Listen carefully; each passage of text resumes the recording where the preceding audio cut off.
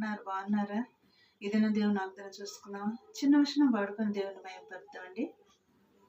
నీ దయగల మాటలే చేరదీసినవి,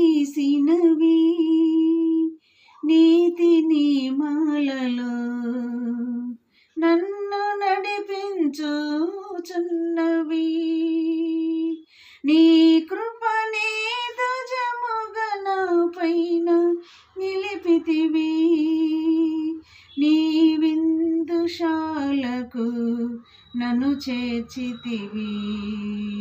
నా జీవిత భాగస్వామివి నీవు, నా ప్రాణముతో పెను వేసుకున్నావు నీవు. నాకే సమృద్ధిగా నీ కృపను పంచావు, నా యేసు రాజా కృపాసాగర అనంత స్తోత్రారుడా. ఇది నా దేవుని అర్థం చూసుకున్నాం అండి. సామెతలు 3:33 చూసుకుందాం. కింద వచ్చినామండి, చూసుకున్నాం. నీతిమంతుల నివాస స్థలమును ఆయన ఆశీర్వదించును. ఇదేనో వాగ్దానం. నీతిమంతుల నివాస స్థలమును ఏం చేస్తారంటే ఆయన ఆశీర్వదిస్తానని చెప్తున్నాడు. ఇటు మాటలను బట్టి మనం ప్రార్థన చేద్దాము. ఆశీర్వాదాలతో పాటు మనకి ఏం కావాలి? దేవుని రాజ్యం కావాలి, పరలోక రాజ్యం కూడా మనకి కావాలి.